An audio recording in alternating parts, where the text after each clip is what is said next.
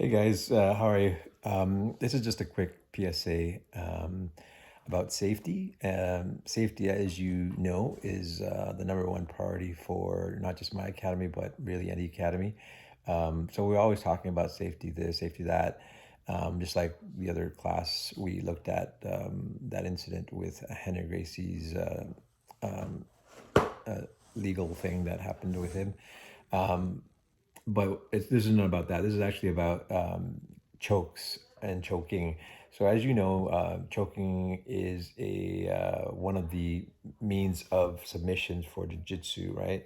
Either through use of your hands or use of a person's gi, etc. And I've really not had to bring it up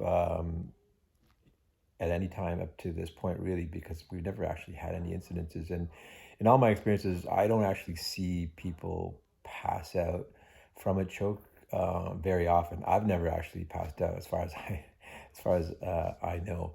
Have passed out in all my time training in jiu-jitsu, not one time, and I've come close, and but I've never actually done it. So that's why it's never been too big a thing for me. But lately, we've actually had a couple of passing outs by a person. So um, I wanted to just bring it up really quickly that first of all, chokes are a very common submission technique, right?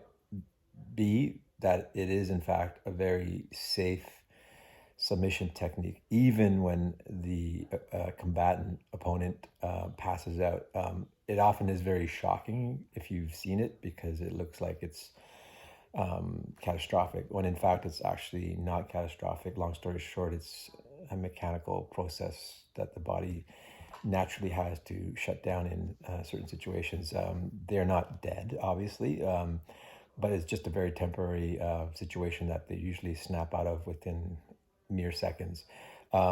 So I don't want to alert and alarm anybody in that regard, but I just wanted you to realize that it is a reality of jiu-jitsu and it can happen, and just to remain calm. And I'll discuss about what you should do in the event that you see an individual that has passed out.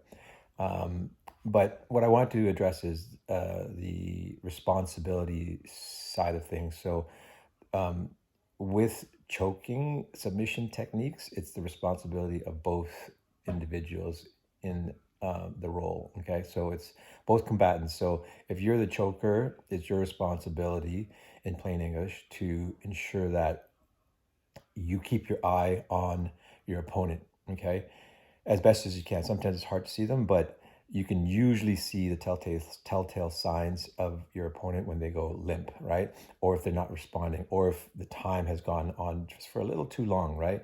A choke beyond 4 or 5 seconds is typically on that red line, right?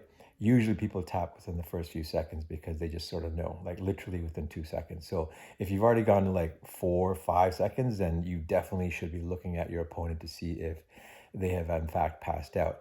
Um, Play on the side of caution. If you've already hit 2, 3, 4 seconds, you should clearly be looking at your opponent to see if they are responding or not. And this isn't the world's, right, guys. So if you have to let go and ease up on the choke, and ask the person, "Hey, are you okay?" Then that's okay, right? We don't have to do anything crazy here, right? So that's the one side. And then the other side of the equation is the person being choked. If you're being choked, there's two things that can happen. One is typically you feel it coming on and you just want to tap out, right? Because it's not a good feeling. Usually, you see the lights and you hear the birds, and then me personally, I hear a high pitched sound, and then you're very close to passing out. So I just usually tap out at that point. But don't be a hero. Don't take too long to tap out. Um, if you're going to try and escape, yeah, great, go for it. But if you're not going to get it, just quickly tap out, because the onset of a passing out scenario is quite fast. It's very like you think you're good, you think you're good, and suddenly you're gone, and all you remember is now waking up and wondering what happened. So it's your responsibility to tap. I always tell people, tap often and tap early. Look, we're not here again at Worlds. We're not, trying to destroy each other. For the most part, yes, try to get your escapes in. But when you know that that particular hold on you, whether it's a submission choke or it's a joint lock, you know when it's done, right? When it's done, and just tap out. So that's the two things. So responsibility being on both sides of that equation.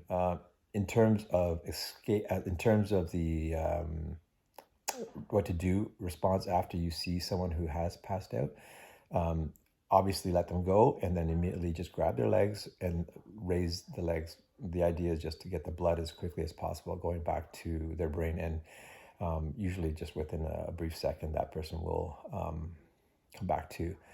So that's really it. People, have fun, but let's be safe out there. Let's watch out for each other, and we're a big team, and we want to all grow together at the same time and be safe. All right, guys.